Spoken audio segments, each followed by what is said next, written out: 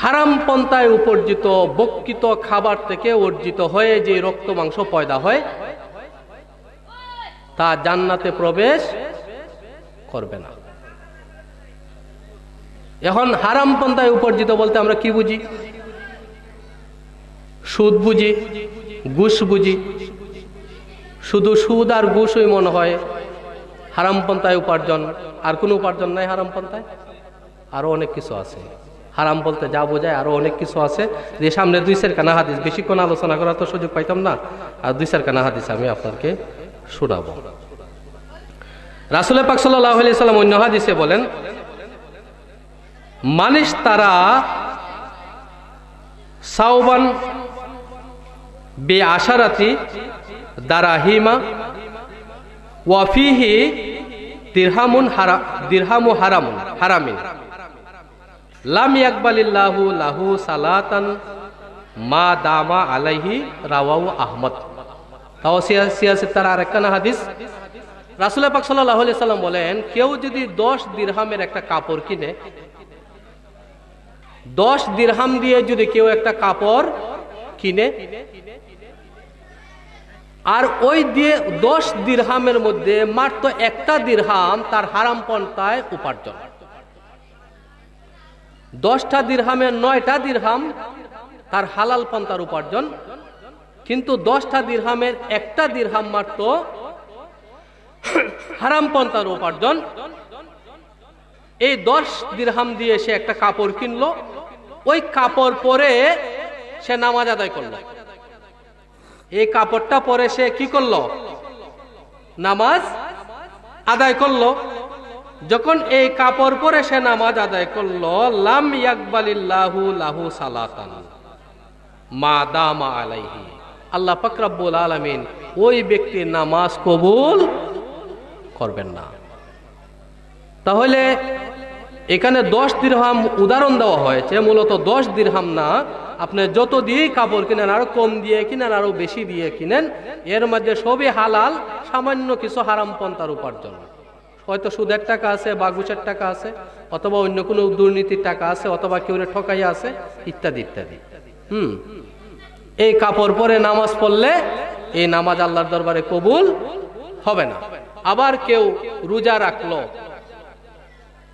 রমজানের রোজাও রাখলো অথবা নফল রোজাও রাখলো, কিন্তু তার আহারটা ছিল কোনো হারাম পন্থায় উপার্জন, তার ইফতারি অথবা চেহারিটা ছিল কোনো হারাম পন্থায় উপার্জন, তাইলে আল্লাহ পাক রব্বুল আলামিন তার পক্ষ থেকে সেই রোজাও কবুল করবেন না।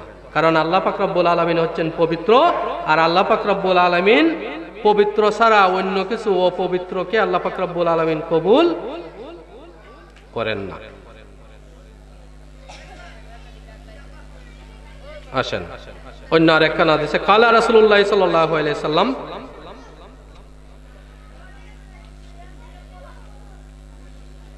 আতিয়াতু লাইলাতান উসরিয়া বিহি আলা কওমিন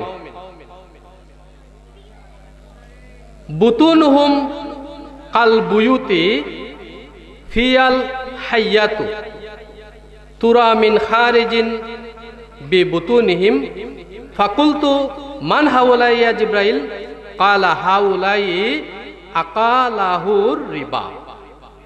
রাসূল পাক সাল্লাল্লাহু আলাইহি সাল্লাম বলেন, আমি যখন মেরাজ শরীফে গেলাম, মেরাজ শরীফে গিয়ে রাসূল পাক সাল্লাল্লাহু আলাইহি সাল্লাম কিন্তু জান্নাতও পরিদর্শন করছেন, জাহান্নামও পরিদর্শন করছেন।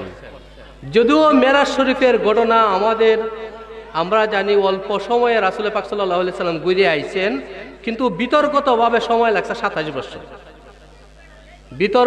বিতর্কতভাবে সময় লাগছে কত বছর? 27 বছর।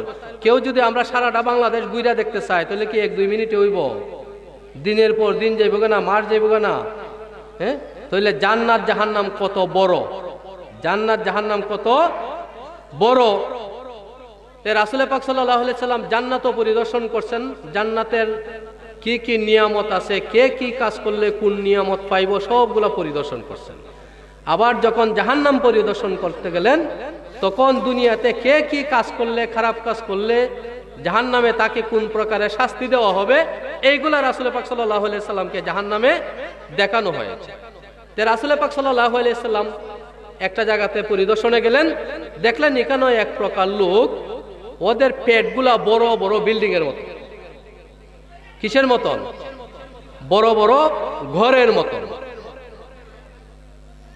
যারা জাহান্নামে যাইব তাদের দেহটা কিন্তু 3.5 হাত থাকতো না, তাদের দেহটা আমাদের মতন এই 3.5 হাত থাকতো না। আবার যারা জান্নাতে যাইব তারাও কিন্তু এত বড় থাকতো না। তাদের বয়সের কথা বলা হয়েছে যে বয়স 18-র মতন হবে। যারা জান্নাতে যাবে তাদের বয়স হবে সকলের কোন বয়সের মতন? 18 বছরের যুবকের মতন, যার এখনো মুস গুপ গজায় নাই, শুধু মুস গুপ গজাবে এইরকম, সেই রকম সুটাম দেহের থাকবে সবাই। আর দেহ থাকবে হযরত আদম আলাইহিস সালামের মতন। শরীর থাকবে কার মতন? যদিও উনি বৃদ্ধ বয়সে মারা গেছেন, 100 বছর বয়সে মারা গেছেন, কিন্তু উনার দেহটা হবে হযরত আদম আলাইহিস সালামের মতন। আদম আলাইহিস সালামের ব্যাপারে বলা হয়েছে যে কেউ বলতেছেন 60 হাত, কেউ বলছেন 120 হাত, কেউ বলছেন 120 হাত, 120 হাত লম্বা হবে। আর কিন্তু জাহান্নামে যারা যাবে তাদের দেহের ব্যাপারে বর্ণনা আসছে হাদিস শরীফে যে যারা জাহান্নামে যাবে ওদের একটা দাঁত হবে উহুদ পর্বতের সমান। কিসের সমান? উহুদ পর্বতের সমান। কারণ আমি নামাজ পড়লাম না, নামাজ না পড়ার কি শাস্তিটা, এটা তো আমার গায়ে লাগতে হবে, লাগার জন্য তার দেহটাকে বড় করা হবে। আমি রোজা রাখলাম না, রোজা রাখার যেই না রাখার যে শাস্তিটা তা তো আমার গায়ে লাগতে হবে, লাগার জন্য দেহটাকে বড় করা হবে। আমি হারাম খাইলাম, হালালের দাঁড় দাঁড়লাম না, তাইলে আমি সুদ খাইলাম, ঘুষ খাইলাম, তাইলে আমাকে জাহান্নামে গিয়ে শাস্তিটা বুক করতে হবে। বুক করার জন্য দেহটাকে অনেক বড় করা হবে। কতটুকু বড় করা হবে? যে তার একটা দাঁত হবে উহুদ পর্বতের সমান। তাহলে একটা দাঁত যদি উহুদ পর্বতের সমান হয়, যারা হজে গেছেন তারা বুঝতে পারবেন উহুদ পর্বত কিন্তু ওই যে 1 হাত 2 হাত না, একটা বিল্ডিং এর সমান না, একটা বাড়ির সমান না, তার কয়েকটা গ্রামের সমান, কয়েকটা গ্রামের সমান। কয়েকটা গ্রাম বাদ ওই দেন, পুরা গ্রাম বাদ ওই দেন, আমরা সগৈরার মতো নই ধরেন, অথবা একটা বাড়ির মতো নই ধরেন। যদি একটা দাঁত যদি এরকম হয় তাহলে তার 32টা দাঁতের হিসাব মিলান কত বড় হবে। আর 32টা দাঁত যদি এত বড় হয় তাহলে তার বডিটা কত বড় হবে, এবার হিসাব করি। হ্যাঁ, তাইলে রাসূল পাক সাল্লাল্লাহু আলাইহি সাল্লাম গেলেন, জাহান্নাম পরিদর্শন করলেন। যখন জাহান্নাম পরিদর্শন করলেন তখন দেখলেন একদল মানুষ, তাদেরকে জাহান্নামে দেখা যাচ্ছে তাদের দেহের তুলনায় পেটটা এরকম যেমন একটা বাড়ির মতো। আমি আলোচনা শেষ করে দিচ্ছি। যে বলছিলাম যে রাসূল পাক সাল্লাল্লাহু আলাইহি সাল্লাম জাহান্নাম পরিদর্শন করলেন। যখন জাহান্নাম পরিদর্শন করলেন তখন দেখলেন একদল লোক, তাদের দেহের তুলনায় তাদের পেটগুলো একদম বাড়ির মতন, এবং ওই পেটের ভিতরে পেট ভর্তি বিষাক্ত সাপ, বিষাক্ত সাপ। রাসূল পাক সাল্লাল্লাহু আলাইহি সাল্লাম জিবরাইলকে বললেন, হে জিবরাইল, এরা কারা, কেন তাদের এই শাস্তি? রাসূল পাক সাল্লাল্লাহু আলাইহি সাল্লামকে জিবরাইল আলাইহিস সালাম বললেন, হে আল্লাহর রাসূল, ইয়া হচ্ছে আপনার উম্মতের ওই সকল লোক যারা দুনিয়াতে যারা সুদ খাইতো, যারা দুনিয়াতে কি খাইতো? সুদ খাইতো। এটা হচ্ছে তাদের শাস্তি। আর একটা হাদিস বলে শেষ করে দিচ্ছি। রাসূল পাক সাল্লাল্লাহু আলাইহি সাল্লাম অন্য হাদিসে বলেন, লানা রাসূলুল্লাহ সাল্লাল্লাহু আলাইহি সাল্লাম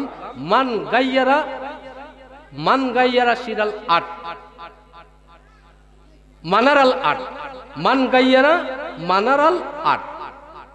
তাদের উপরে আল্লাহর লানত যারা জমিনের সীমানা সরাইয়ে ফেলে।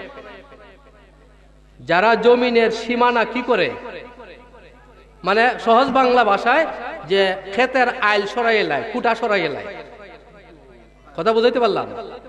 যে জমিনের সীমানা চিহ্ন,